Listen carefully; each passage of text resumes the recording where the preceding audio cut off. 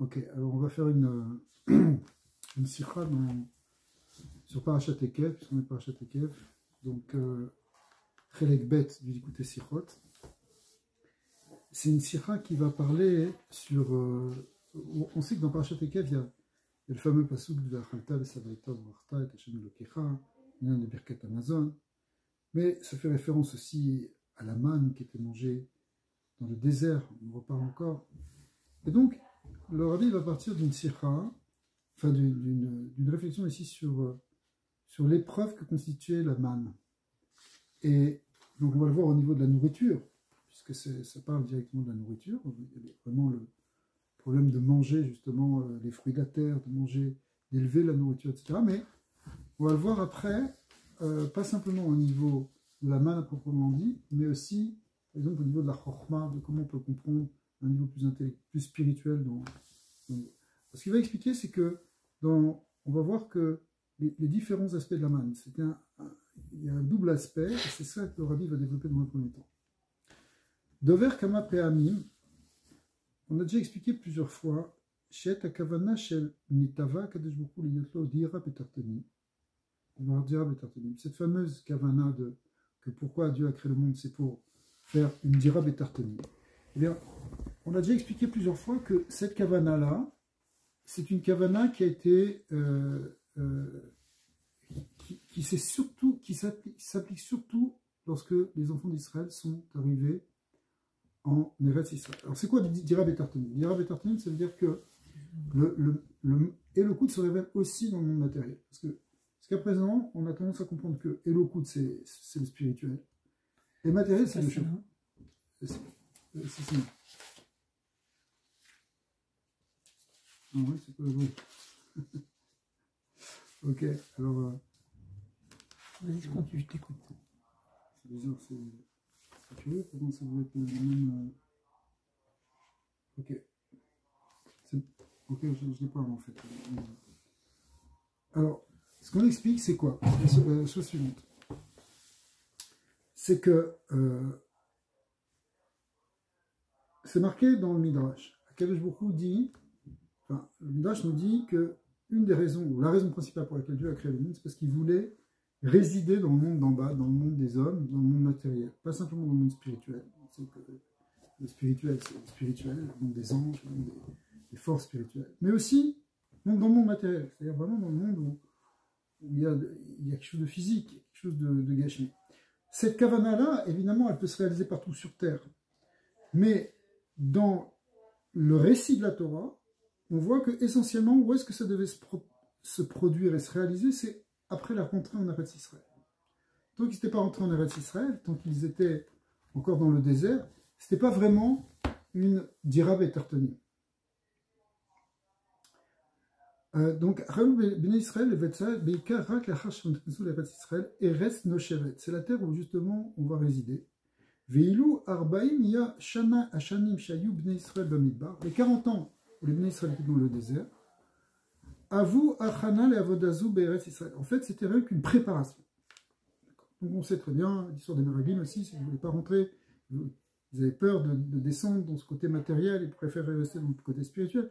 Mais en réalité, il fallait passer par le désert, et il a fallu une génération qui est restée 40 ans dans le désert pour se préparer spirituellement à cette entrée en Eretz Israël. Comme quelqu'un, avant de se marier, il doit se préparer.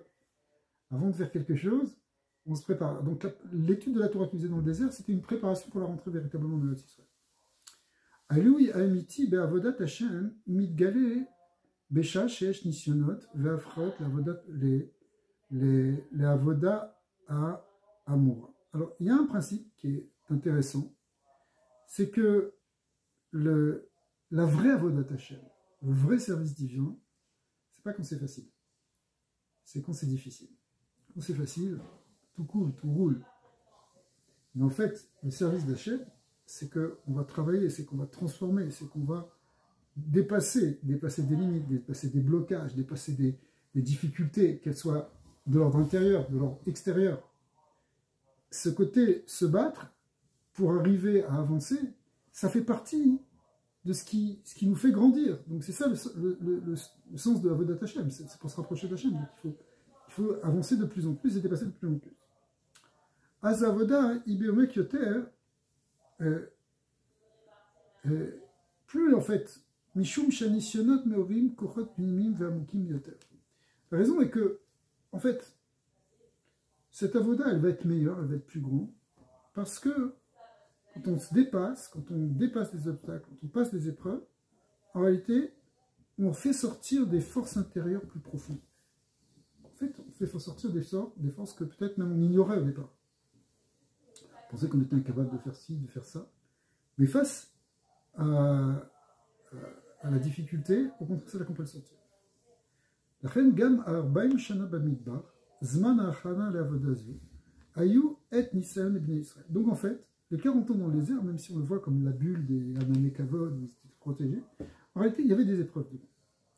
Et l'épreuve, bizarrement, c'est d'abord comme c'est marqué dans le Passouk, les Nasotecha, la date, Atacher Bilvavecha, Tishmor Mitzvotav, que Akadosh Baruch Hu, il t'a fait passer dans le désert, les Nasotecha, c'est-à-dire pour te tester littéralement, pour te donner une épreuve, on sait que le lien de l'épreuve, c'est pour faire grandir, pas simplement pour tester. Mais en tout cas, c'est un test, il y a eu quelque chose, pour voir si tu gardais les mitzvot, comment tu vas te construire.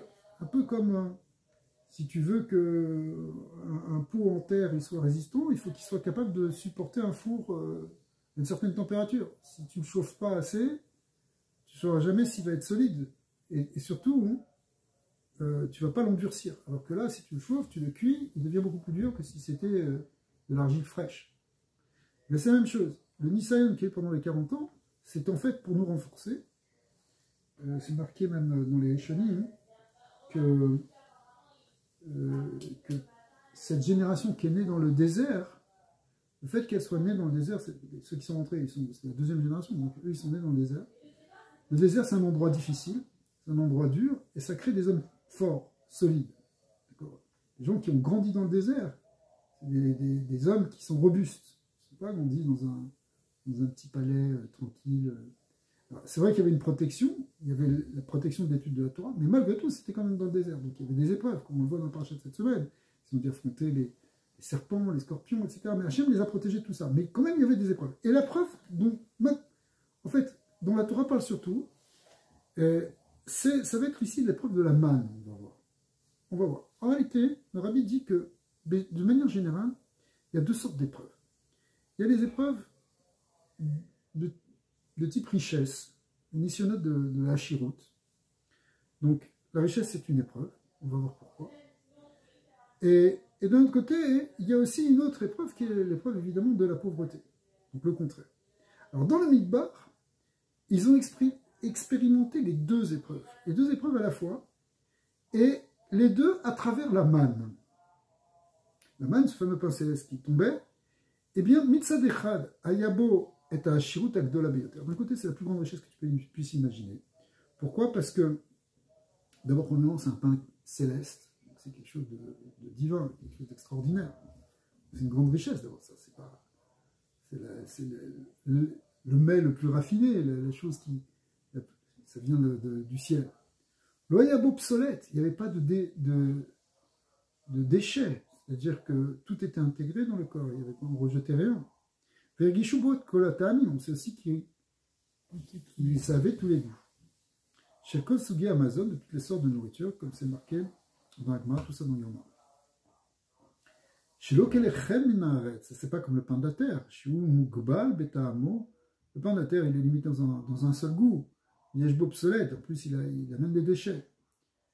Evi Imo Aman Gam Avanim Tovot ou Marglay. L'Agmar a dit aussi que dans la manne, elle tombait aussi avec des pierres précieuses. Donc, il y avait une hachirut kepshuta. Vraiment, c'était un pain qui rendait riche. C'était riche, kepshuta. Mais d'art, d'un autre côté, la manne n'était pas n'avait pas que l'aspect de la richesse, elle avait aussi le contraire. C'est quoi? Ayab eman gam nisan chez la niyot. Il y avait l'épreuve de la pauvreté. Kimoshe neemar, amachilecha, man, etc. Les man anotecha. Donc, anotecha, ça veut dire fin de t'appauvrir, littéralement. Ça veut dire c'est de t'éprouver, mais c'est une épreuve qui passe par la pauvreté. Ou Kefi Shemevoar Begmara, toujours la même Gemara raconte que chez Aïnoui, Idbata Bekar chez Aman, Loevi Imo Siva Merkletet.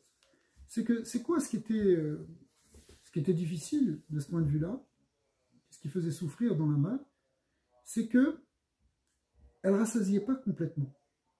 Même si tu as mangé beaucoup de main, c'est pas comme si tu manges beaucoup de pain. Si tu manges beaucoup de pain, à un moment, tu ne peux plus rien manger. Tu es complètement rassasié.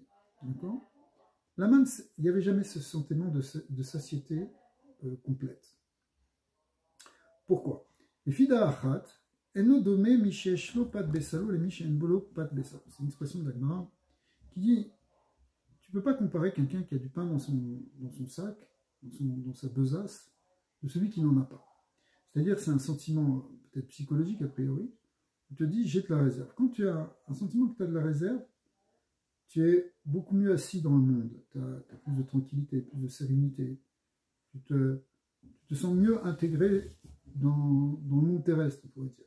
Alors que quand tu vis et que tu ne sais pas ce que tu vas avoir demain, que tu dépenses tout aujourd'hui, que tu ne sais pas encore le prochain repas, comment il va venir, eh bien, ça crée un sentiment peut-être d'insécurité, un sentiment de fragilité, de vulnérabilité. Ce qui n'est peut-être pas mauvais, d'un certain côté. Peut-être c'était ça que Hachem voulait nous apprendre aussi, cette capacité de se sentir vulnérable vis-à-vis d'Hachem, entrer vraiment la Emouna. Mais c'est une épreuve de pauvreté, parce que c'est ça ce que le pauvre vit. Le pauvre, il vit au jour le jour. Les filles, Shaman Aya Leotoyam Bilvad. Tu sais que la manne, tu ne pouvais pas la conserver, tu ne pouvais pas la stocker, elle s'abîmait pendant la nuit. Ibli, il est au tir des marchas, on ne pouvait pas en regarder pour le soir, pour le lendemain.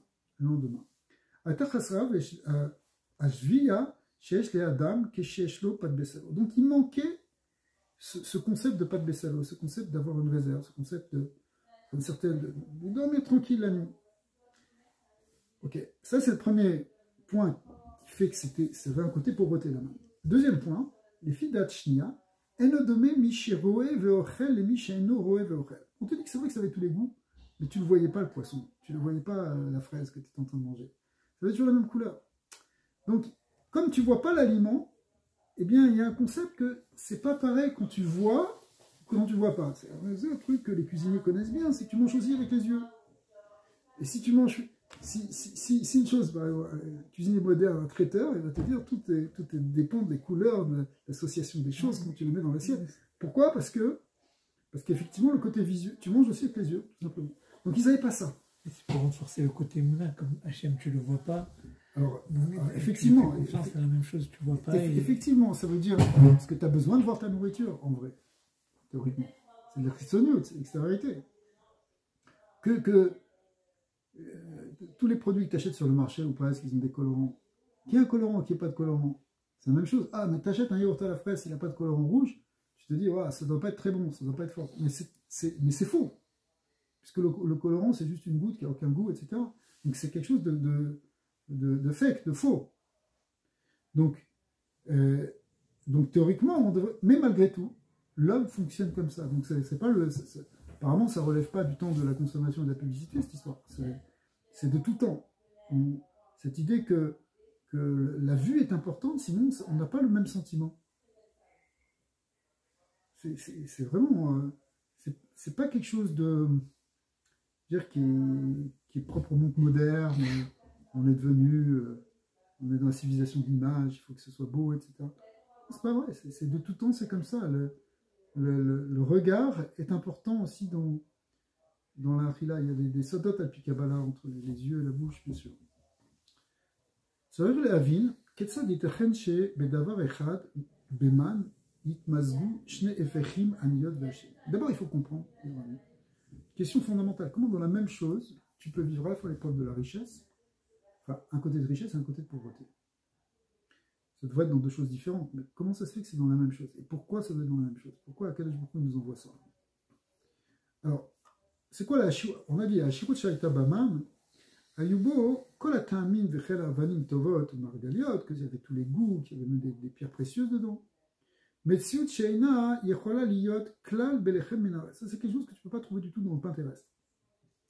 Arezem Mishum, Shiu Aya Lechem Minashamayim.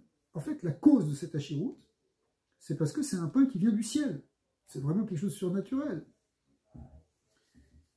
Et même, plus que ça, c'est Ignal Eloki, c'est quelque chose de divin. C'est un pain qui est divin. Donc le divin, forcément, c'est quelque chose qui est infini. Donc c'est la richesse absolue. Qu'il est Gabel Okut, un Akbalot. Du point de vue de Elokut, il n'y a pas de Akbalot. La reine notar Aman. C'est pour ça, la man, le reste de la man, Gam Leachar Yeridato Lemata, Bemauto Ve'elokut, Lo Aya Bobsolet. C'est pour ça que, non, ce qui est resté de la man, c'est ce que tu as mangé. Finalement, ça ne laisse pas d'obsolète, ça ne laisse pas de déchets. Pourquoi il n'y a pas de déchets? C'est aussi parce que ça vient du ciel, c'est parce que c'est divin. Pas de klipa. Loaya mugbal rak le ta'amim mesuyamim. Achelo aya mugbal rak be yitronot shel sug haochel. Beikar lechem tzomea. Et là, chez Yvi, gam etom shlimut adomem ve'avenim tovot ou maraglayot. Donc, en réalité, ça pouvait prendre tous les goûts, ça pouvait avoir toute la dimension. En plus de ça, il y avait des pierres précieuses dedans, donc ça veut dire qu'il y avait de la richesse mélangée dedans. Ok, donc la dimension divine, elle donnait ce côté de richesse. Mitzad Iluze, Sheshbo Memad, Sheunale, les Gamre Minaolam, Veino Talui Be Harisha Vezria Anagot Aolam. Donc en fait, c'est quelque chose qui défie les lois du monde, parce que normalement pour manger du pain, tu as besoin de labourer, tu as besoin de semer, tu as besoin de récolter, etc. Tu as besoin de faire tous les travaux, c'est ça la naga du monde. Et là, ça dépassait tous les entendements, c'est-à-dire que c'est du pain, mais c'est un pain qui répond plus du tout aux règles du pain habituel, du pain terrestre. Ouais. En fait, c'est quelque chose qui dépassait le monde et même le temps. Pourquoi même le temps? Parce que normalement, justement, pour fabriquer du pain, ça te prend du temps. Entre le moment où tu vas ensemencer et tu vas récolter, il y a tout un processus qui va durer des mois, plus en plus après, c'est un certain nombre de travaux qui prennent du temps. Jusqu'à la cuisson. Elle tombait à un horaire précis ou Elle tombait tous les matins. Tous les matins, il se réveillait et au moment où le soleil se levait, on voyait encore une couche de rosée. Et sous cette couche de rosée, il y avait la manne. C'était entre deux couches de rosée. Et puis, donc, ils allaient la ramasser. Puis, s'ils attendaient jusqu'à 11h du matin, jusqu'à la 3e heure du jour, elle commençait à fondre. Donc, c'était pas matériel. Rachid dit que c'était comme des petites graines, des petites boules, qui ressemblent un peu à des graines de coriandre. Alors ça, c'était comme en même temps, un peu comme, ça avait l'apparence de rayons de miel. Tu prends des rayons de miel brut, quoi, dans les ruches. C'est quelque chose de brillant, un peu cristallin, comme ça. Donc il y avait une dimension cristalline dans la manne. Après, bon, on pouvait éventuellement la préparer, on pouvait la cuire. Il fallait peut-être même on pouvait en faire aussi une pâte, on pouvait la travailler pour en cuire un pain. Mais c'était comme si ce pain, mais en tout cas cette farine, enfin ce pain tombait du ciel. Donc il avait une dimension qui dépassait donc l'espace, mais qui dépassait aussi le temps, puisque il n'y avait pas, ça tombait chaque jour. C'est un pain qui était produit chaque jour, immédiatement, d'une certaine manière.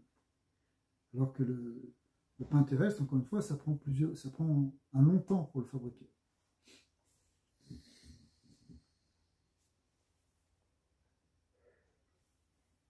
לכן היה המן דבר יום ביומו בדוגמת מתנה שהיא לפי הנתינה מה שאין כן שכר שהוא תלוי בגודל העבודה. Le pain terrestre, il ressemble un peu à une espèce de récompense que tu as comme le fruit de ton travail. Ça fait 6 mois que tu travailles ton champ, tu l'as ensemencé, tu l'as arrosé, tu l'as récolté, tu as enlevé les mauvaises herbes, tu as chassé les animaux.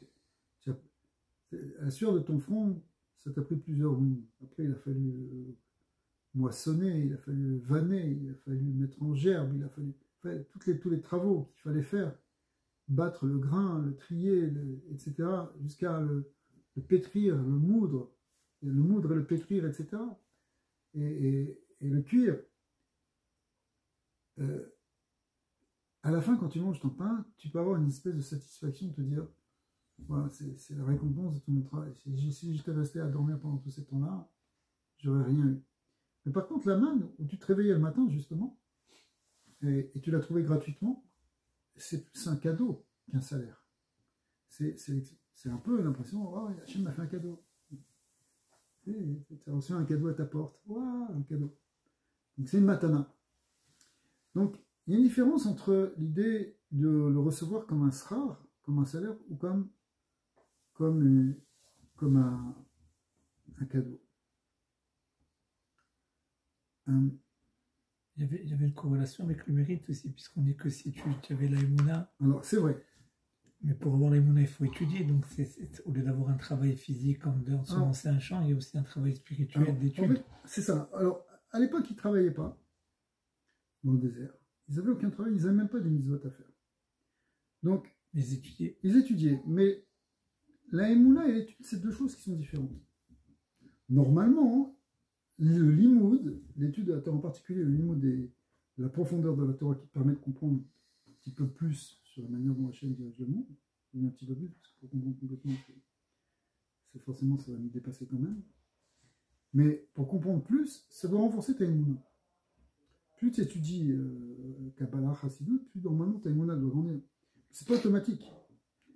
Tu peux étudier beaucoup et pas avoir tant que ça d'Emouna. Tu peux avoir des juifs simples, qui ne savent pas tellement lire, même qui sont analphabètes, qui ont une Emouna pshuta immense. Comme dans toutes les histoires de Baal Shem Tov, que Baal Shem Tov s'occupait aussi des gens complètement ignorants, mais qui avaient une foi qui était très profonde. Donc, le srout de la Emouna, hein, c'est vrai, mais c'est pas un salaire.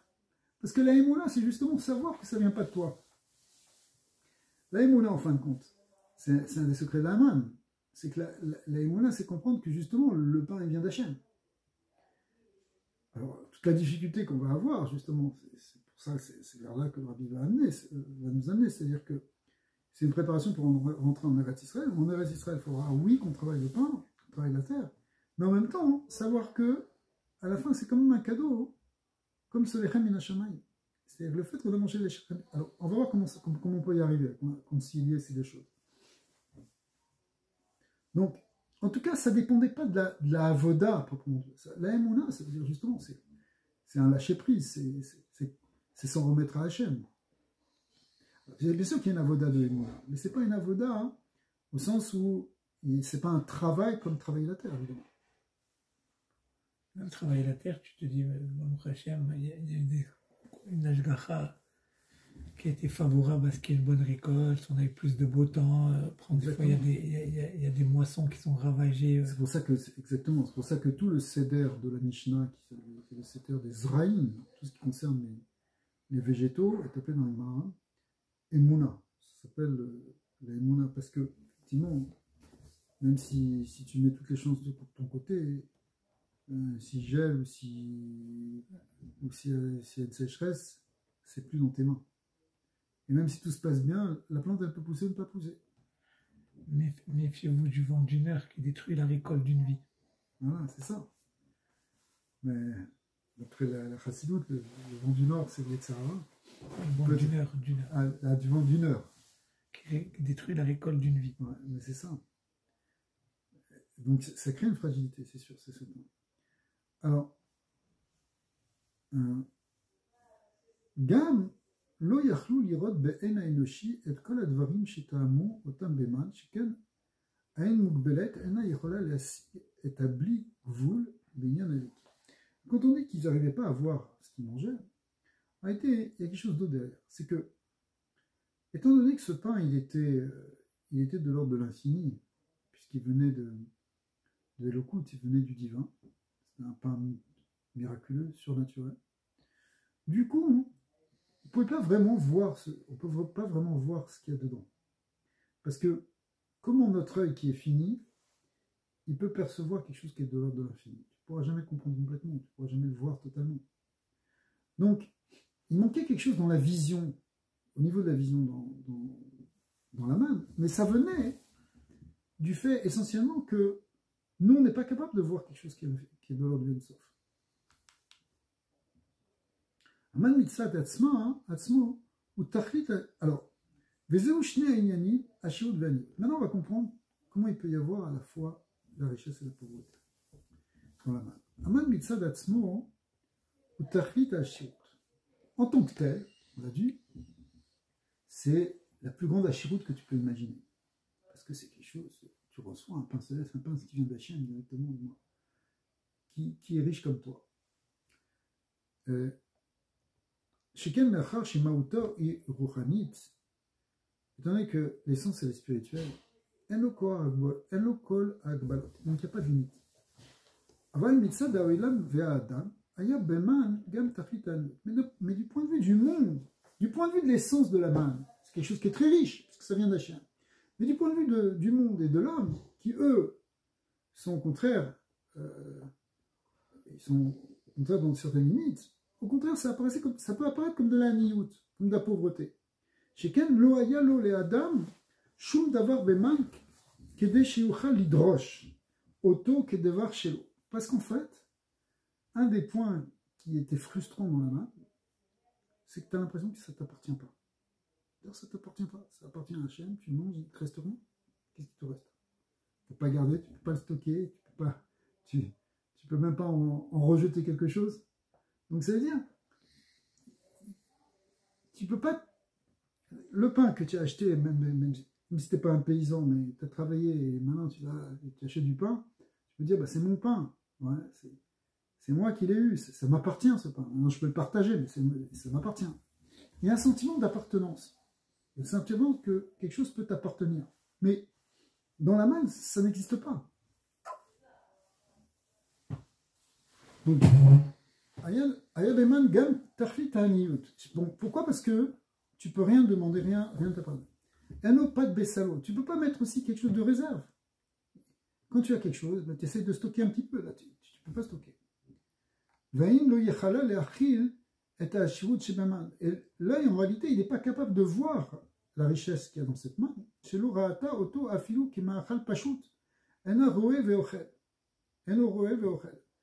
n'arrivais même pas à voir dans la manne le vrai aliment que tu voulais sentir. Si tu voulais sentir, je ne sais pas, n'importe quel aliment, ok, tu pouvais le sentir le goût, mais tu ne le voyais pas. Tu ne le voyais pas, ça veut dire que quelque chose, ça t'échappe, il y a quelque chose qui t'échappe dedans. Tu n'arrives pas à le saisir, tu n'arrives même pas à en parler, tu ne peux rien dire. D'ailleurs, pourquoi on l'appelait manne? La Torah elle-même, elle dit, parce qu'ils ont dit manne où? Qu'est-ce que c'est? C'est quoi? C'est quelque chose qu'on n'arrive pas à définir véritablement. Tu peux lui donner tel goût, mais tu nages dans quelque chose qui est de l'ordre de l'insaisissable. Donc, ça crée un sentiment de pauvreté. C'est comme si, je vais te dire un exemple. Suppose que tu as un maître qui est très très grand, un maître de Torah qui vient immense Torah. Mais il donne un cours et toi tu comprends rien. Imagine, un cours qui te dépasse 10 km au-dessus de toi. Alors, d'un côté tu peux dire, ouais, quelle chance, j'ai un tzaddik qui est venu, qui a fait un cours chez moi. Mais d'un autre côté, je me sens vraiment pauvre en Torah à côté de lui. Ouais. Tu te sens petit. Pourquoi tu te sens petit? Parce que c'est insaisissable. Alors, la manne aussi a cette dimension-là. Wow, c'est un truc incroyable, extraordinaire. C'est pas... Nous, on a habitué, bon, la manne, d'accord, la manne tous les ans. Mais c'est pas ça. C'est une expérience. C'est une des expériences les plus fascinantes. Certains disent, on a entendu ça, certains disent que ça, c'était le plus grand miracle de tous les miracles, de toute cette histoire-là, depuis la sortie d'Égypte, tout ce qui s'est passé dans le désert. Pourtant, il y a eu plein de miracles. Mais le plus grand, c'est la main. C'est même d'une certaine manière encore plus grand. Pourquoi? Parce que, alors l'explication est simple, parce que ça a duré pendant 40 ans. Mais quand même, il y a quelque chose de très fort, un pain qui descend du ciel. Ça fait presque pas de sens. Et puisque normalement, la nourriture, tu la trouves sur terre, tu ne trouves pas du pain dans le ciel. Donc c'est quelque chose qui fait appel à quelque chose de très très surnaturel. Et le fait que ce soit très surnaturel, quelque part, tu n'arrives pas à l'intégrer. Mais même cette rosée de tous les matins que nous, on vit, Ouais. Elle a ce côté aussi, cette dimension, tu vois, de miracle qui se perpétue, parce que c'est pas évident. Et tu peux l'expliquer avec, tu vois, des concepts physico-chimiques, de condensation, etc. Mais c'est tous les matins, c'est incroyable. C'est ça. Mais pour nous, même si on parle de rosée céleste, on va le voir tout de même comme un phénomène naturel. Donc la rosée, voilà, la rosée après... Et ça, on ne pourrait pas cultiver, on ne pourrait pas... C'est ça. C'est un très bon point qu'on avait vu une fois dans un shiur, justement en parlant de la manne, que pour nous, si on voit de la manne qui tombe demain, on va dire wow, c'est un miracle incroyable, c'est quelque chose qui est totalement miraculeux, et c'est vrai. Mais pour les gens qui sont rentrés en Eretz Israël, qui avaient grandi qu'avec la manne, ils n'avaient jamais vu autre chose. Quand ils ont vu une plante qui poussait parce qu'on mettait une graine, pour eux c'était ça qui apparaît comme un miracle. Mais de là on apprend que tout est relatif. Ça veut dire tout est miraculeux. Même ce qui est la teva, c'est miraculeux. Sauf qu'on est tellement habitué qu'on le voit comme la nature. Mais même la nature. Hachem il a mis dans la nature que tu mets une graine, elle pousse. Mais dis-moi, comment tu peux expliquer ça? Il faut être très fort. Même si aujourd'hui scientifiquement on essaie de comprendre tous les phénomènes chimiques qui vont se passer au niveau de la graine qui est placée dans la terre, mais comment cette graine qui pourrit, elle va finalement faire jaillir un arbre, ça reste quand même un miracle. Ça reste un miracle. Et c'est vrai que c'est un miracle. Ça aurait pu ne pas se passer. C'est Hachem qui a voulu que ça se passe comme ça, et ça se passe comme ça. En fait, ce qu'on peut dire de ce que tu dis aussi, c'est que c'est l'habitude qui banalise et qui fait que ce qui est miraculeux devient banal. Absolument.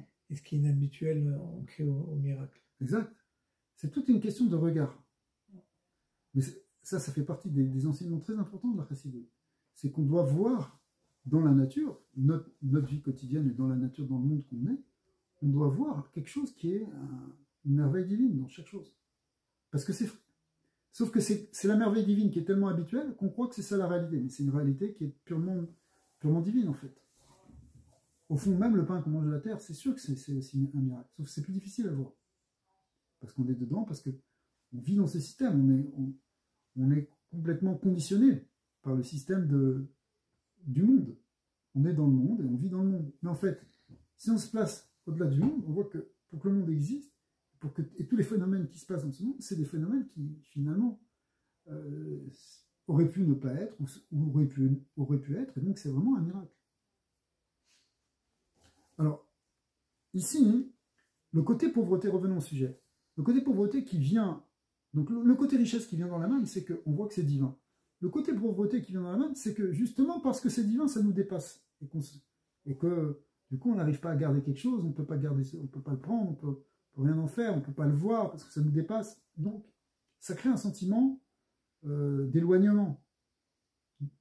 Le sentiment d'éloignement, c'est le fondement de la pauvreté. Le pauvre, c'est quelqu'un qui se sent coupé, qui se sent... il ne reçoit pas ce dont il a besoin, en tout cas, il le perçoit comme ça. Donc, en fait, il y a les deux ici, maintenant. C'est pour la même raison, en fait. C'est parce que c'est divin, ça peut faire sentir la richesse comme la pauvreté.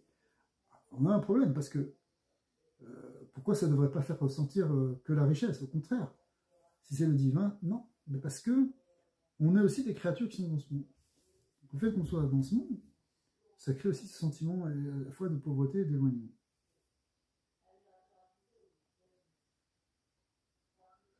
Kon inyan shebe'adam yashbo, l'école apachot mashéu ou shelo, maché enkanama. Donc, en général, quand tu as quelque chose, même un petit quelque chose que tu as, au moins tu le possèdes. Mais là, archou taritash. Mais maintenant la manne qui est lui qui est... On peut comprendre de faire une déra tartonim, c'est par rapport à ce point que tu viens de soulever. Nous à la base on pense une déra tartonim, c'est un peu pour Hachem, lui faire une place, une maison en bas, mais c'est pour nous faire aussi donc comprendre qu'on n'est pas coupé de lui, ouais. Qu'on n'est pas ce sentiment de pauvreté. On peut voir comme ça ou... On va voir comment ça va se réaliser, parce que effectivement il va y avoir un dépassement à la fois de l'épreuve de la richesse et l'épreuve de la pauvreté. Donc en fait on voit qu'il y a les deux extrêmes en tout cas dans la main. Alpi anal, gam yuvan, diyuk lashon apasuk, verivecha veachilecha et aman. Que il y a un pasuk qui dit je t'ai affamé et je t'ai donné à manger la manne. Lozu bilvad shaman Louisbia. Alors, c'est pas seulement que la manne, elle ne rassasiait pas, comme on a dit tout à l'heure, elle ne rassasiait pas complètement. Kemo lechem minaretz, alors que le pain physique, lui, te rassasie totalement. Mishum shne ta'amim delei. Et là, ve'ervecha ou garam le re'avon. Mais plus que ça, c'est que cette manne-là créait un sentiment de faim. Donc non seulement elle ne donnait pas une complète satiété, mais en plus elle générait de l'appétit. V'lichora er orer aman re'avon. Comment la manne peut donner faim? Au contraire, c'est un pain qui te donne faim. C'est le contraire des diététiciens, là. On veut que... Là, c'est bon. Alors, si c'est bon, oui, mais même si tu manges quelque chose de bon et que tu en manges à certains moments, il y a des limites. Ce sont les limites de l'estomac, en tout cas. On a tous des limites par rapport à ça. Kol davar chez Baolam, nivra, alors que là, non. Non seulement ça ne rassasie pas, mais ça éveille même l'appétit. Kol davar chez... Donc, et quelque part, c'est frustrant. C'est frustrant. Alors, tu manges, tu as encore faim. Ouais. Kol davar chez Baolam, Kol davar Baolam, nivra, im magvalota. En vérité, chaque chose qu'il y a dans le monde, il est créé avec un certain nombre de mesures, avec des limites. L'eshlo et inyano ou ve'en lo kol shaykhut le davar sheni. Il a des choses qui le concernent lui. Par exemple, si tu prends du blé, ben du blé, c'est pas de la viande. Il a des propriétés, il a des fonctions, il a des choses qui le concernent précisément.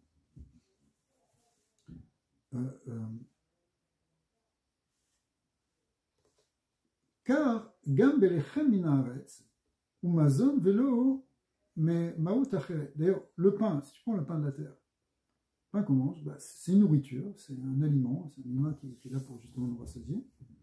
Et il n'a pas d'autre maout, il n'a pas d'autre qualité que ça. Bemazon atzmo ou mugval betamo bilval. Et même en tant que nourriture, il est lui-même limité avec un goût spécifique, le goût du pain. Tamze ou shenilkat beada. Et c'est ça que l'homme il va intégrer en lui. Au majbieux, c'est ça qui va le rassasier. En fait, ce qui nous rassasie, c'est qu'on est rassasié de pain. On a suffisamment mangé de mazon. On a senti qu'on a mangé du mazon. Mais si ça n'a pas cette fonction-là, si ça n'a pas ce goût-là, ça ne peut pas nous rassasier. Parce que l'homme qui est limité, bien sûr, s'il mange du pain qui vient du ciel, Shukamour Biti Mugval, qui lui est, comme on l'a dit, un pain qui est sans limite, Af Shechash Sheshlo Beman Ashivot Biti Mugvelet, même s'il ressent qu'effectivement c'est une très grande richesse, la manne, il est conscient, tu es conscient que tu es en train de manger un truc extrêmement précieux. Malgré tout, Areadraba, Mitor She'enu Yachol Liklot Otokulo, étant donné que tu ne peux pas l'intégrer entièrement, Veteramisé, Beyedo, Shekol Kamashi Klot, Akol ou Klita Mugbelet, mais même aussi si tu sais d'ailleurs que ce que tu intègres c'est quelque chose qui est très limité finalement. Veilu Atamim Shelo Kalat, Areem Butik Vulin, mais tout ce que tu n'as pas ressenti, c'est-à-dire si tu penses ressentir un certain aliment, bah, tu n'as pas ressenti les autres aliments, donc finalement tu n'as pas intégré la manne, tu as intégré une partie de la manne, tu n'as intégré qu'un point de la manne. Dvarze, Meorer Etzlo Re'avan, ça crée un sentiment d'appétit, de faim. Pourquoi? Parce que tu as compris que tu as senti ça, mais il te manque autre chose. Il y a toujours quelque chose que tu n'as pas. Puisque tu ne peux pas tout avoir, puisque le tout est infini ici. Alors que le pain, bah, tu dis, bon, tu en as mangé une tranche, tu en as une deuxième tranche. Combien tu vas manger de tranches? Tu as mangé du pain jusqu'à demain.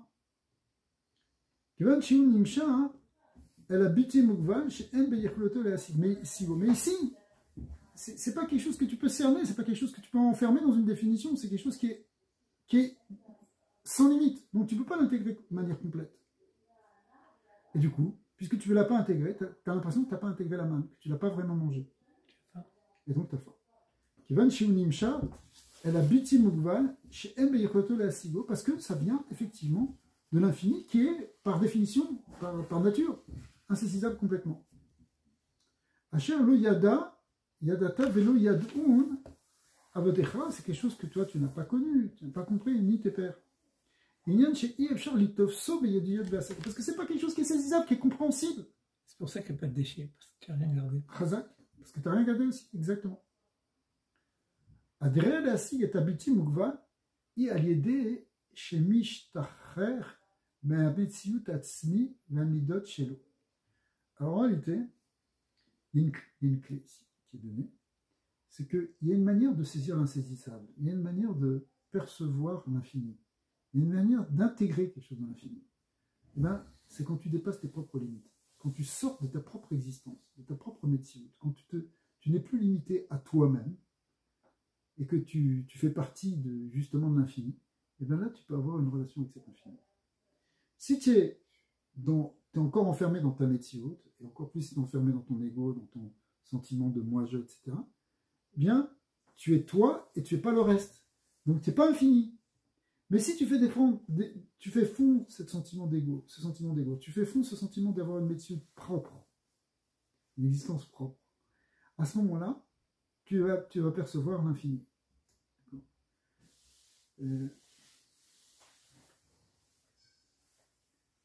Si tu te trouves devant un lac ou une mer, tu ne peux pas boire la mer parce que le lac, tu ne peux pas le boire parce que tu vas en boire quoi? Un verre.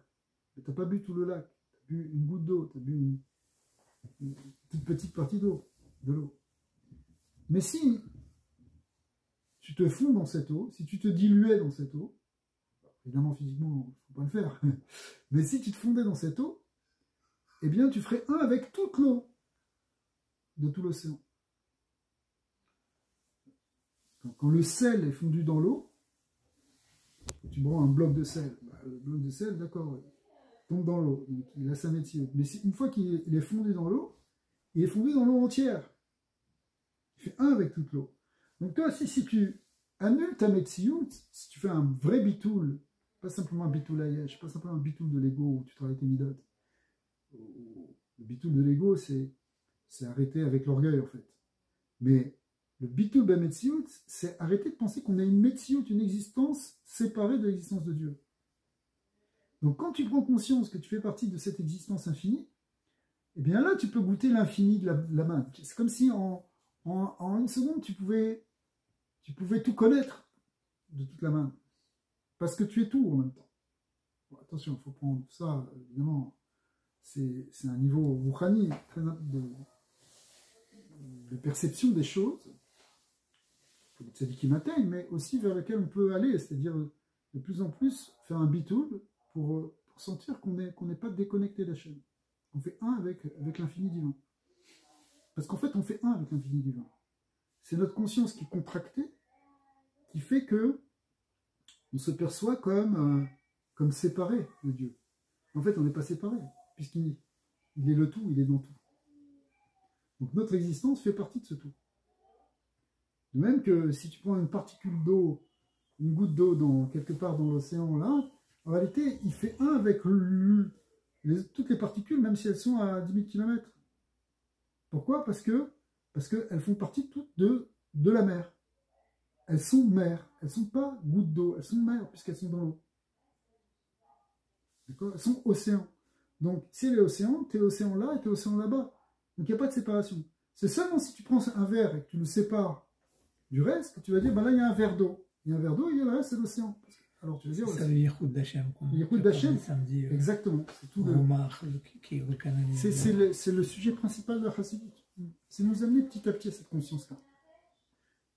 Et en fait, c'est cette conscience-là qui va nous permettre vraiment de dire à Bétar Tamim. C'est-à-dire que quand on sera dans un monde matériel, mais de savoir qu'en fait, ce monde matériel, il ne te sépare pas d'Hachem. Il est lui-même avec Hachem. Il est lui-même dans une unité avec Hachem. Hachem est dans tout. Dans toute la médecine. Finalement, là où notre Neshama était avec lui, et en bas, le but, c'est de la ramener avec lui. Voilà. Mais pour ça, il faut qu'on comprenne que le monde qui est autour de nous, il n'est pas séparé de Dieu. Il n'y a pas le monde des dieux. Il faut voir Hachem dans tout. Donc, ultimement, c'est le voir même dans la médecine physique. Mais déjà, le voir dans la Hashgacha qui nous arrive, dans tout ce qui se passe, de comprendre que tout est relié, que tout fait partie d'une même existence. L'histoire du Baal Shem Tov qui regarde une voilà, poutre du toit. Le Noirzaken, il a dit, je vois pas la poutre, je vois les poutres. Ça, c'est même dans la médecine physique. Ça va jusque-là, en fait. Mais bon, ça, c'est évidemment, c'est un niveau. À un mida, mais déjà, que si déjà on est capable de faire ce travail justement de Mouna de voir que tout ce qui se passe en réalité, ça fait partie d'une même trame. On n'est pas... Souvent, on est dans une étroitesse d'esprit. Pourquoi il m'arrive ça? Pourquoi ça? Tu ne vois pas tout le chemin. Tu ne vois pas derrière que tout est interrelié, qu'il y a un plan dans tout. Ça fait partie de ça, comprendre qu'Hachem Elokeinu Hachem Echad. Il y a un plan dans tout. Ça, c'est le fondement de l'unité. Finalement, quand les gens, il y a des gens qui ne pratiquent pas beaucoup, ils se disent mais je crois en Dieu. C'est en fait le problème, il est là-bas. Il n'y a pas ce yichoud. Ouais. C'est comme si je crois en Dieu, mais je ne le fréquente pas. Ouais. Hachem Tov, il aimait quand des juifs pachoutes, ils disaient Bezrat Hachem, Baruch Hachem. C'est ça que chaque endroit de la création, elle connecte avec Hachem. Ok. Alors, Zéhu, Gamma, Sheyeridat Aman, 40 Shana, Bemidbar, chez Moshe, Achana, Lekinu, la Torah, Mizvot, Be'eretz, Moshe. Maintenant, on va comprendre pourquoi 40 ans dans le désert de Man, ça a permis cette préparation à Eretz Israël, on appelle la terre de l'installation. À l'idée, à Amida, Beshne, Sugia, Nisionot, Hachot, Vaniut, en passant par ces deux épreuves de la richesse et de la pauvreté. Amida Munition à Ishirou, Pirusha, Lola Hachov, Sheko, Vatsamiadi, Asali, Atachayila. C'est quoi l'épreuve de la richesse? Quand tu es riche, c'est quoi l'épreuve que tu peux avoir dans la richesse? C'est de penser que ça dépend de toi, que c'est toi qui as fait ça, c'est grâce à mes efforts, j'étais plus fort que les autres, c'est moi qui ai gagné, je suis capable, je me suis battu, c'est même moi, j'ai un bon mazal, c'est moi, le mazal c'est pas toi, mais tu peux le penser, d'accord? C'est-à-dire tu penses que ça vient de toi. Et évidemment, c'est une épreuve, parce qu'il ne faut pas penser comme ça, d'accord? Parce que qu'est-ce qu'il faut penser? Il faut penser où anoten lecha kor la sotrachayil. C'est vrai que tu as de la force, mais c'est Dieu qui te donne la force. Ah, tu sais bien parler, c'est Hachem qui te permet de parler. Ah, tu as des bras solides, qui c'est qui te donne cette force ou ces bras solides? C'est Hachem. Donc finalement, qu'est-ce que tu as comme limite? Arrête de penser que c'est à toi. Tu as mieux réussi que les autres. Et alors, c'est Hachem qui t'a donné un meilleur QI. C'est Hachem qui t'a donné, il t'a donné la bonne rencontre au bon moment. Donc, quand tu reconnais ça, tu passes l'épreuve de la chérie. Quand tu penses encore que, bon, c'est moi, tu penses que tu es plus que les autres, que tu as fait quelque chose de mieux, ça veut dire que tu tombes dans l'épreuve de la chérie. Donc évidemment, hein, c'est une grande épreuve, parce que... Mais la compétence, elle existe pas. La compétence, elle existe, mais la compétence, c'est... Tu dois la rendre à Hachem. Tu es intellectuel, c'est parce qu'Hachem t'a donné un intellect. Après, tu l'as développé.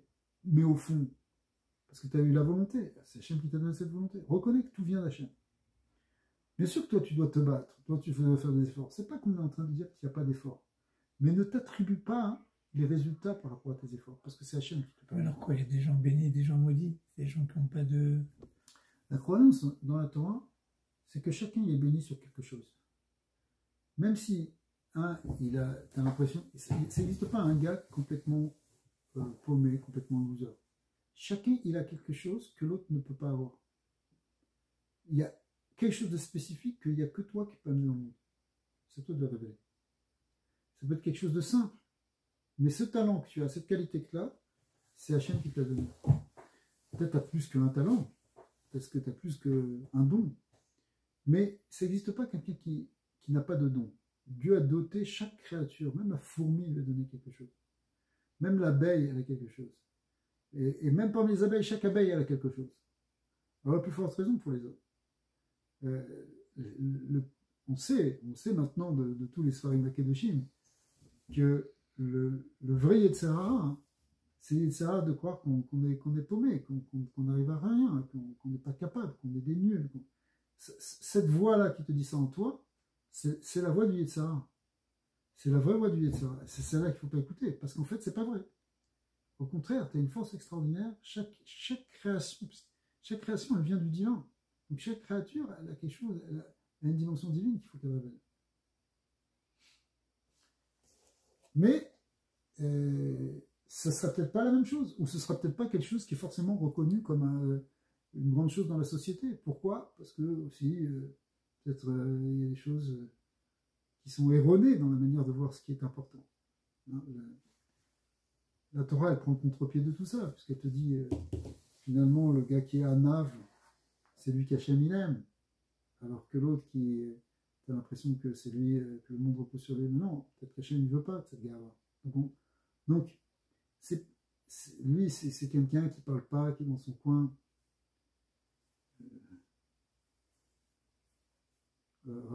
Cette semaine, j'ai entendu, j'étais dans la voiture, j'ai entendu un shiur de Rabbi Mendy Friedman. C'est un des grands machpilles en Amérique, Rabbin. Il a des cours incroyables. Et il donne des cours de Zoom. Lui, il a enseigné pendant des années dans le Minnesota. Il enseigne beaucoup pour les filles, tout ça. C'est un grand chacham. Mais il donne un cours de Zoom. Il dit, dans son cours de Zoom, il y a plein de gens du monde entier. Il dit, vous savez pas, il y a beaucoup de gens qui viennent d'Afrique. Bon, il y avait un gars qui venait, et c'était un cours qu'il faisait, je sais pas, une fois tous les 15 jours, tous les 2 semaines. Et il y avait un gars, un Africain qui était là, tu vois les petites vidéos comme ça, ne bougez pas, parle pas. Parle pas. Donc il est venu de semaine en semaine, enfin de mois en mois, tous les 2 semaines. Un jour, je sais pas, finalement, il a discuté un peu avec lui. Il a dit que lui, il habite en Nouvelle-Guinée et qu'il est dans un village où il n'y a pas Internet, il n'y a pas de Wi-Fi, et qu'il fait une route pour venir écouter le cours de 8 heures de marche. 8 heures de marche pour venir écouter le cours dans un endroit où il y a Wi-Fi, et puis il repart. Mais souvent, il se dit, voilà, est-ce qu'on va commencer à mépriser quelqu'un? Tu ne sais pas qui a. Tu ne sais pas quelle valeur ça peut être aux yeux d'Akadosh Baruch Hu, ce gars-là qui vient là. Et qu'est-ce qu'il fait? Il écoute ce cours et après il le répète à tous les gens de son village. Un cours de judaïsme, un cours qui parle de Dieu, qui parle d'Hachem. Tu comprends? Ça veut dire, ne méprise personne. Chacun, il a quelque chose. Le niveau de Hanavat de ce gars, c'est incroyable. Prêt à marcher 8 heures dans le soleil, machin.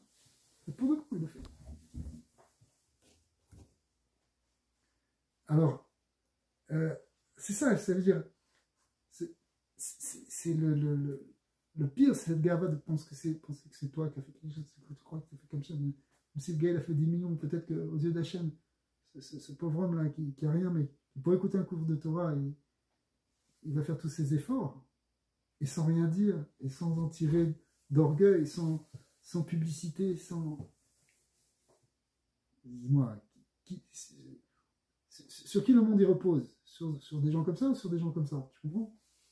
Donc, la richesse, ça risque de te faire oublier ça, parce que finalement, tu n'as pas tellement besoin d'Hachem, puisque tu as tout ce qu'il faut. Tu comprends? Donc, tu penses que ça vient de toi, alors que ça ne vient pas de toi. Okay.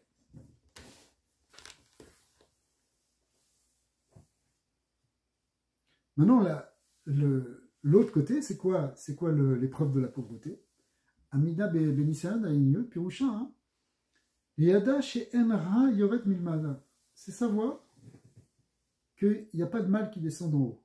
C'est-à-dire, parce que quelqu'un qui est pauvre, il peut tomber dans la plainte, il peut complain. Il peut dire, Hachem, pourquoi tu m'as fait ça? Pourquoi lui il a ça et moi j'ai pas ça? C'est ça l'épreuve. Le pauvre, s'il pour passer l'épreuve, il faut qu'il arrive à la compréhension qu'il n'y a pas de mal qui vient d'Hachem, que tout est min Hashemaïn, que même ce qu'il a, c'est pour son bien, etc. Rak ou Adam, Hachem Beisoura, il doit se dire, s'il y a un problème, ça doit venir de l'homme. Mishumkar, Alébot, Rasve Shalom Beisoura. Donc il ne faut pas qu'il se révolte. Le Nisayan du riche, c'est qu'il risque d'oublier Hachem, il pense qu'il n'a pas besoin d'Hachem, puisque c'est lui qui fait tout. Puisqu'il a tout, il se prend un peu pour un dieu. Et le pauvre, la mission du pauvre, c'est de ne pas se révolter contre Dieu. Et là, Kebou Bessimpra, c'est qu'il reste Bessimpra dans l'épreuve qu'il a. Attention, ça ne veut pas dire qu'il ne doit pas chercher non plus à trouver des solutions, ou il a le droit de chercher une urgence, c'est pas ça le problème. Mais ça veut dire qu'en tout cas, le Nisayon, c'est ne pas se révolter contre Hachem. C'est une épreuve. le rabbi il dit dans une autre sira, il dit que l'épreuve du riche elle est plus dure que l'épreuve du pauvre. C'est plus difficile. Mais comme il ramène des Gemarot qui expliquent ça, que le riche, c'est le niséan du riche, le risque d'oublier Hachem, c'est plus grand que le risque de se révolter contre Hachem contre toi. Mais il dit, dans notre génération, on est prêt à prendre ce risque parce qu'on doit être riche. Alors Hachem donne-nous la richesse et on va passer ce niséan de la richesse. On va y arriver. C'est vrai que tu vois aujourd'hui des Baruch Hashem, des gens qui sont dans la Torah, dans la Gdusha, qui Baruch Hashem ont une opulence et qui sont très battés à Hachem, qui se la jouent pas. Au contraire, c'est la Torah qui les aide à passer ce niséan de la richesse. C'est très difficile d'être riche sans Torah, mais si tu es avec la Torah, avec la Torah, de la Gdusha, tu es attaché au Tzadi, tu es attaché au mitzvot au niam de Avodat Hashem, tu passes ce niséan. D'ailleurs, on le passe tous plus ou moins parce que même si des fois on se sent un peu pauvre aussi, en réalité, en fait, quelque part, on est beaucoup plus riche que beaucoup de gens dans le monde. La preuve, là, cet homme-là dont on parle. Et qu'on est beaucoup plus riche que ce qu'on était il y a 100 ans, comme on l'a dit l'autre fois. Donc, au contraire, tout l'idée de la Shirout, c'est qu'on doit redoubler, au contraire de Avodat Hashem, de Simcha, de Bitul Hashem, de Oda, de dire merci. En fait, il faut passer beaucoup de temps à dire merci à Hashem. C'est urgent ce que tu disais, là, quand on avait fait le cours sur on a du mal à Tania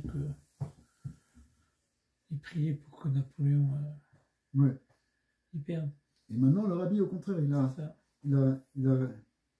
pris la Marseillaise. C'est-à-dire qu'il a dit dans le monde occidental, le monde de la révolte occidentale qui a amené une forme d'athéisme. En réalité, même ça, on peut même transformer la transformation et prendre ça et l'utiliser pour cette force de révolution pour vouloir enlever la clipa définitive qui empêche la Géoula. Donc, il a réussi à faire ce birour-là. C'était le dernier birour à faire. C'est un birour qui était très difficile. Le birour de l'athéisme. Le birour de la négation. Mais en fait, une fois qu'on a passé là, toutes les épreuves là, du XXe siècle, il fallait que quelqu'un comme le rabbi fasse ça. Et dire maintenant, on va utiliser la révolte, on va utiliser la révolution pour amener Mashiach. Mais pas dans la clipa, comme l'ont fait aussi les révolutionnaires français, mais ensuite après tous les révolutionnaires russes, etc. Où il y avait une dimension messianique aussi. On voulait amener l'égalité des peuples, la liberté, l'international, tout ce que tu veux. Mais en réalité, hein, c'était mitzvah de la clipa. Ça goûtait ça. C'est un peu ce qu'ont fait ces grands intellos qui n'étaient pas juifs, qui étaient hors Torah et qui sont devenus des brillants Talmid Chacham. Tu vois, comme tu dis, c'est un peu ce tikkun de l'athéisme. Rabbi David Pinto Atav nous a dit, samedi, nous a dit, il y avait le Melakdim, en arabe ça veut dire ancien.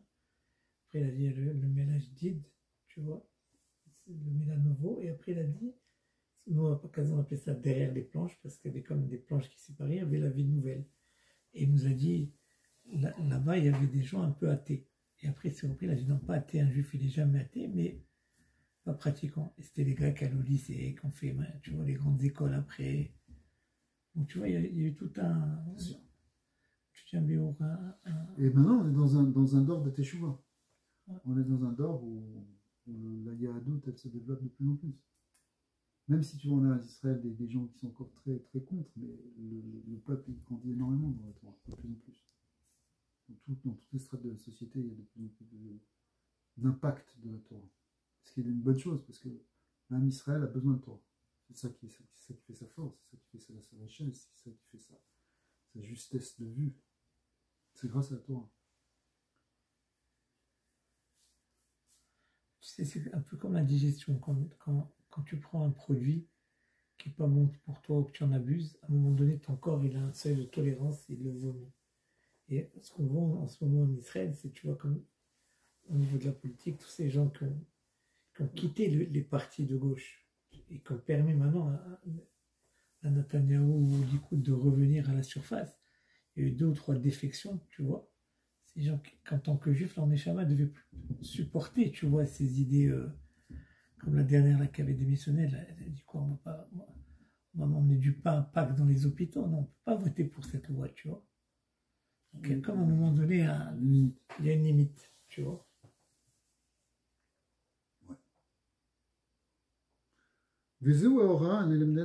C'est ça qu'on apprend en fait de l'Aman.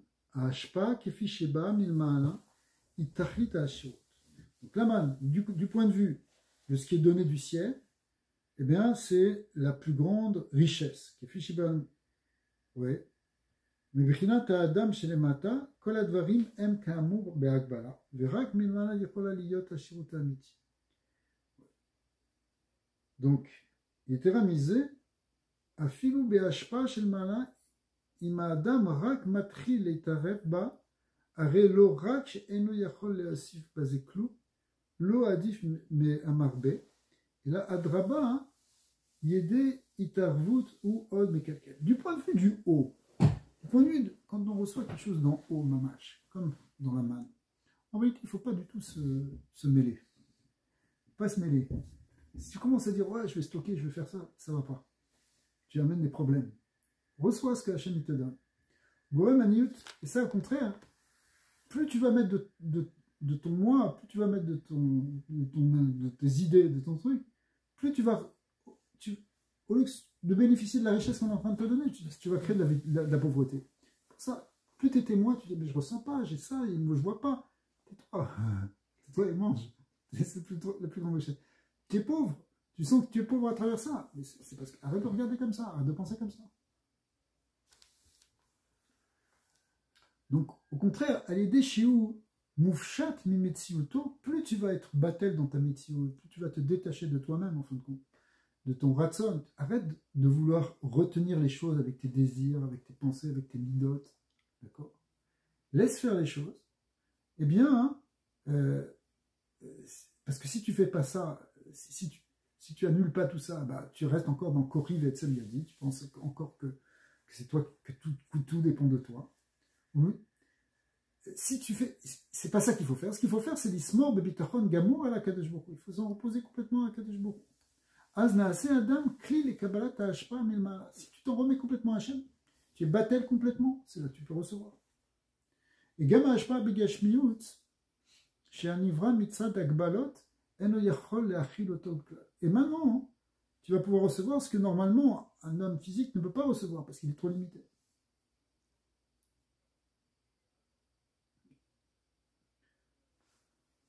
Alors, ensuite, le rabbi va transférer ça pas simplement dans la nourriture, comme on disait tout à l'heure, mais aussi dans la chorma. La chorma et le sechel sont appelés le mazon. Tu te nourris intellectuellement. Keshem shamazon nivla bepnimiut adam ad shemitachel limo, de même que quand tu manges un aliment, il se transforme en toi, il devient une partie de ton corps. Eh bien, c'est la même chose pour le sechel, les choses intellectuelles, tu les intègres et ça devient une partie de toi-même. Même dans cette nourriture-là spirituelle, on peut retrouver ces deux aspects, l'echem min haaretz et l'echem min hashamayim, même à un niveau intellectuel. Pourquoi? Parce que l'intellect de l'homme, c'est le lechem du pain, de la terre, l'echem min haaretz. C'est ce que tu réfléchis, ce que tu penses, tes idées, tout ce que tu construis, c'est comme quand tu travailles la terre, quelque chose de terrestre. Vilou sechel eloki, mais par contre le sechel eloki, c'est-à-dire la Torah, qui est la chorma d'Akadosh Baruch Hu, c'est un lechem min hashamayim. Donc tu étudies des choses. Ouais, c'est fort. Ça, c'est le lechem min hashamayim. Le lechem min hashamayim, c'est la Torah. Parce que c'est quelque chose, d'ailleurs, qui est venu d'en haut. C'est une notana Torah, c'est une matana, c'est matan Torah, c'est une névoie. C'est pas quelque chose qui est une construction intellectuelle que l'homme a fabriquée. Mais c'est des mécanismes contraires que dans le physique. Parce que plus tu apprends la Torah, d'accord, tu as encore faim, mais tu as faim parce que tu as intégré. Tu n'as pas faim parce que tu n'as pas intégré, comme dans le matériel. Alors c'est ce qu'on va voir, parce que justement, c'est ça tout l'union de l'étude de la Torah qui se fait avec la Kedusha, avec le Pitulot Tzadik. Parce que si tu es dans ta Metsiout, si tu penses que moi je comprends la Torah, moi je, tu poses un problème. Parce que tu retombes encore dans le Nissan de la Hashirut, tu crois que ça dépend de toi. Alors quoi, tu es un grand racham parce que tu as pris le chasse, tu crois que ça dépend de toi. C'est vrai que peut-être la personne, au départ, peut-être elle fait des efforts, jour et nuit. Mais en même temps qu'elle fait ses efforts, elle peut comprendre que tout ça, c'est un cadeau d'Hachem. Kol ha-chokhmot milvad Torah en mugvalot. En fait, toutes les sagesses, à part la Torah, c'est des choses qui sont quand même relativement limitées. En ben yoter mimachen, elles ne sont pas plus que ce qu'elles sont. Tu prends la géologie, tu prends la géographie, bon, c'est vrai que tu peux la développer, mais ça restera de la géologie, ça restera de la géographie. C'est pas illimité. Lozu bilvad she en baem dvar milbad sechel, ela gam besechel atzmu yesh la lekol zvara sechel vechokma agbalot shela. Et même en réalité, non seulement c'est limité à un certain type qui est le sechel, mais en même temps à un sechel particulier, une manière de penser dans telle science, une manière de concevoir les choses dans telle autre science. Agbalot shela, donc ses propres limites qui sont intrinsèques à la science que tu étudies.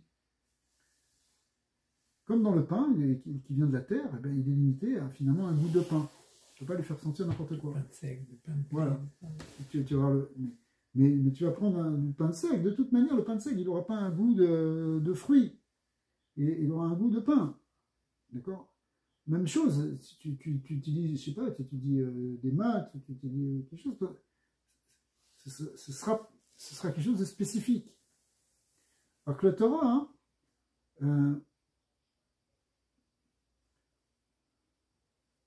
alors, aval les marot à Akbalat v'shebesechel ha'enoshi v'adraba biglala umaniach et dat ha'adam u'masbio sheken u masig u vekibel et kol ha'askala v'shemesougal lekabel v'yeshlo pat besal. Alors, là, effectivement, quand tu manges du pain de la terre, celui-là tu peux stocker, tu peux en mettre dans ta besace, tu peux en avoir en stock. La même chose aussi, bah, tu apprends des choses, tu vas à l'université, tu as appris, tu stockes un peu des informations, tu as une certaine richesse, tu es avec toi, et ça t'accompagne, ça te donne une certaine assurance. Okay.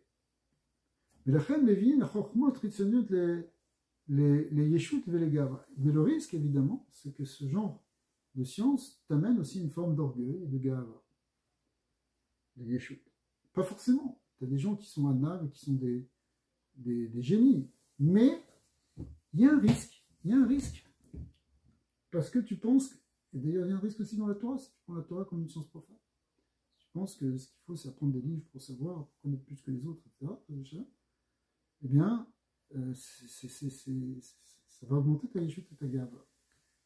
Mais dans l'essence normalement de l'étude de la Torah, c'est pas comme ça, parce que la chokmat Torah, il kol kula emet ve en ba psolet chas elle est entièrement émet, il n'y a pas d'obsolète, rien à rajouter.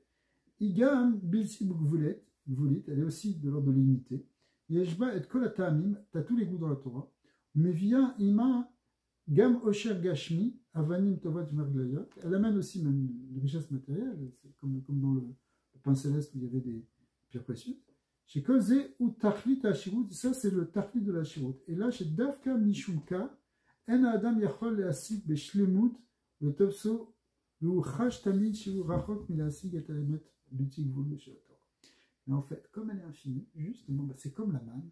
Tu as un sentiment que tu es encore, que tu sais pas encore, que tu connais encore rien, etc.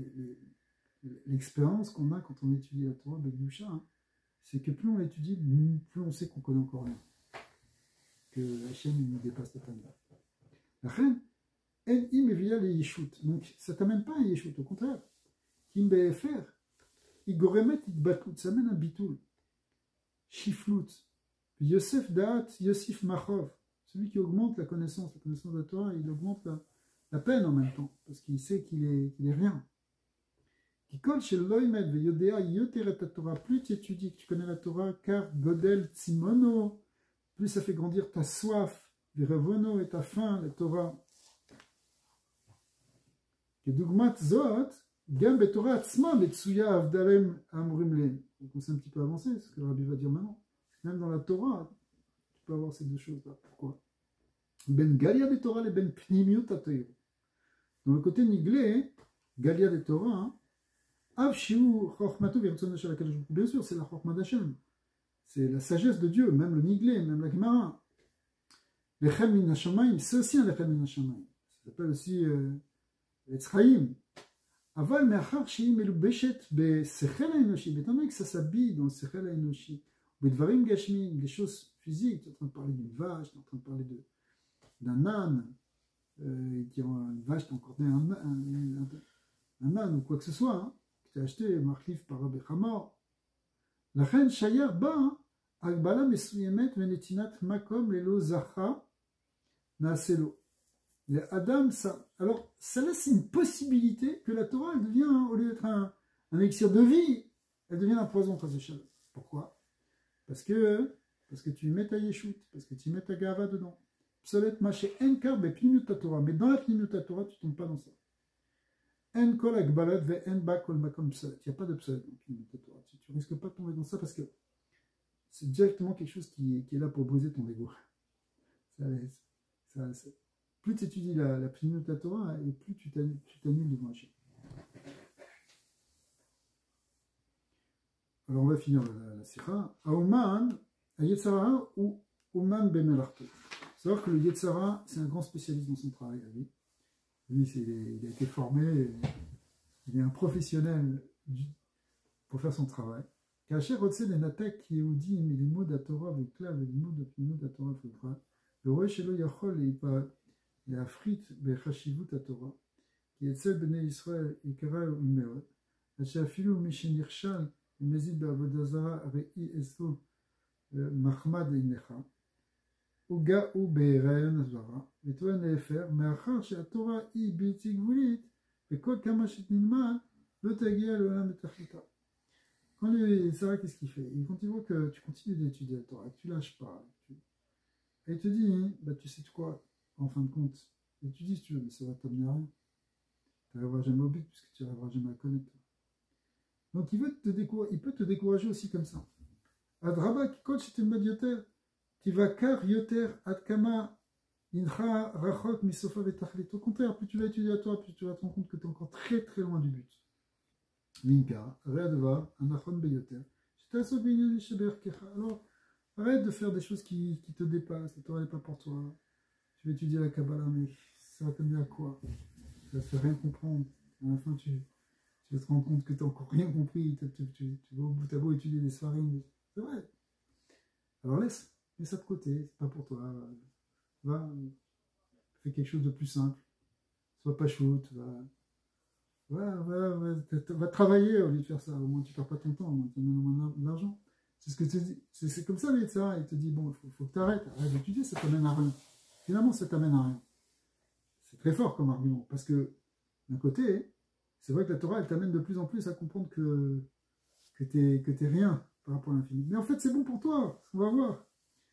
Alors, Vadaï Sitzarir Gam l'ilmod Torah, Tzrichim Ladaan Dadinim Ketzad Liktanai, Vechen Ari Yashnu Chiyuv al Kol Adam l'ilmod Torah, Perek Echad Shachil, Perek Shachaz Arvit Val Kol Panim.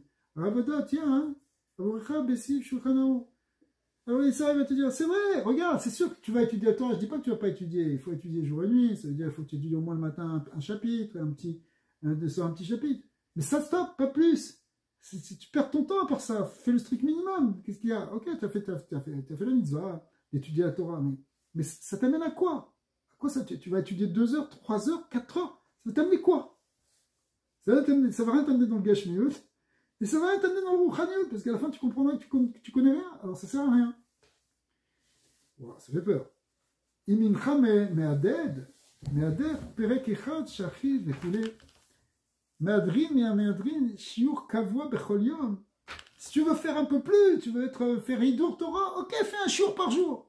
Avalo l'itmaser betorah. Mais te donner dans l'étude de la Torah, prendre des livres, te casser la tête quand tu as sommeil, faire ça, d'avoir chez Bechol Ofen le tassigoto, de toute manière tu ne vas pas y arriver.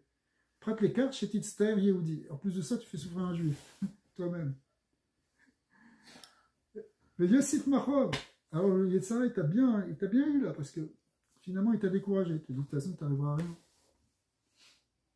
En plus, il a un autre argument. Dai Belimud Galia. Au moins, si tu veux étudier la Torah, étudier la Halacha, au moins ça c'est utile. Va étudier Chassidut Kabbalah, mais à quoi ça sert? Velolimud Pnimut Torah. C'est quel Bedvarim Shelo Shayar, les Machisham Beyadim. De toute façon, c'est abstrait, tout ça, c'est. Comme quelqu'un une fois m'a dit, t'es dans l'imaginaire.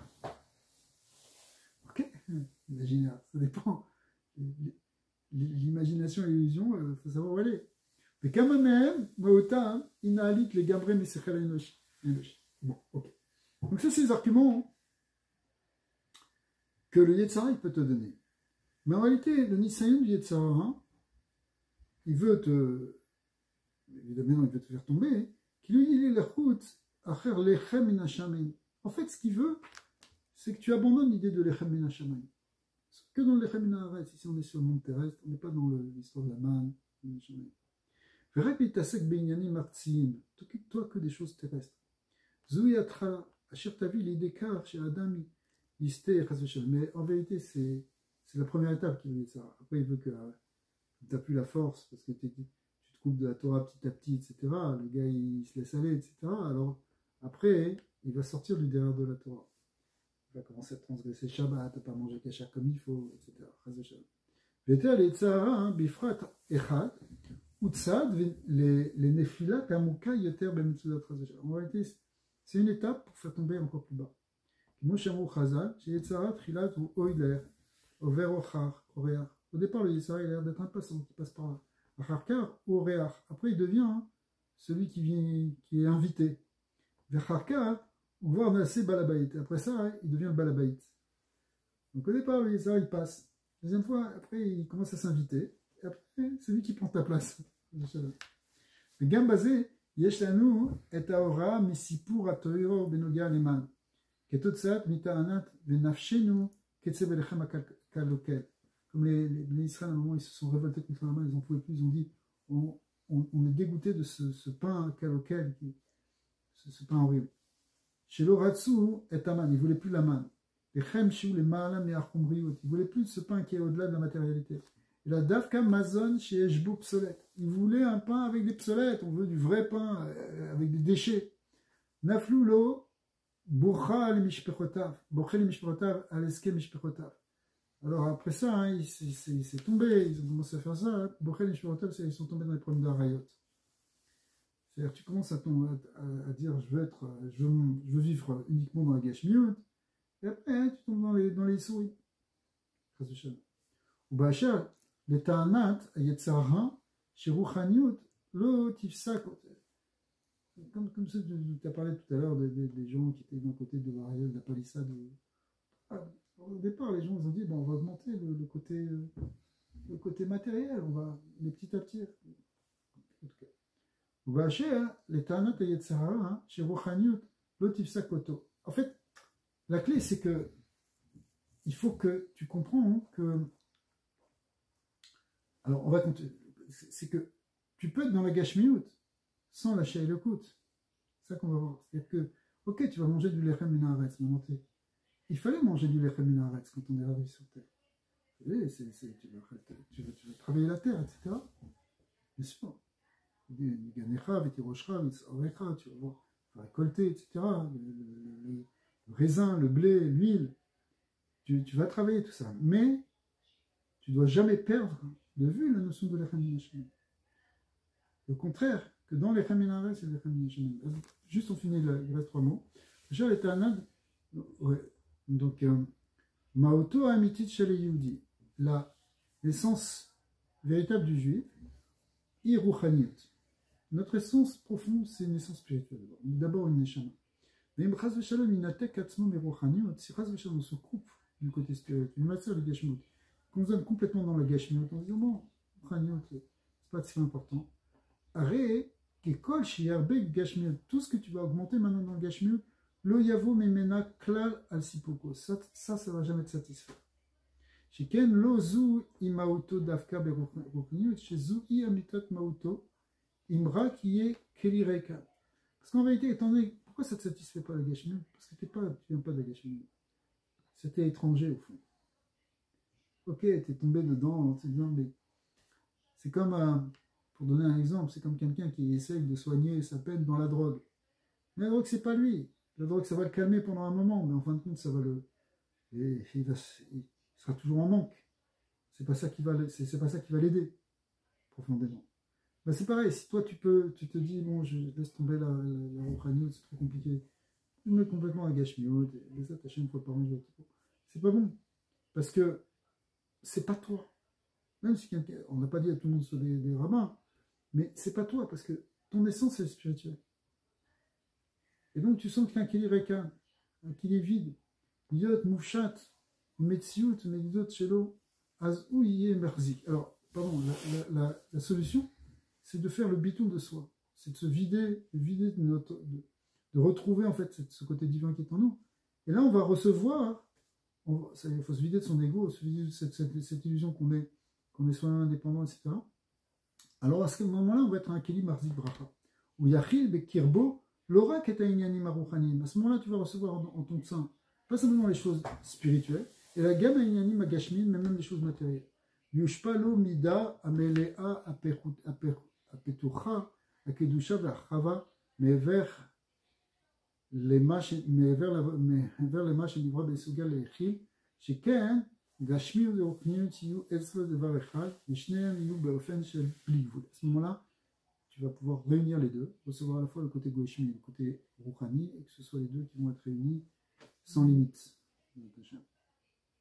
Donc en fait, l'idée, c'est de ne pas tomber dans le piège du Yetzirah, se dire, voilà, on va se révolter contre ce système de Rouhani qui finalement ne nous aide pas. Mais au contraire, il faut intégrer le Rouhani dans le Gashmi.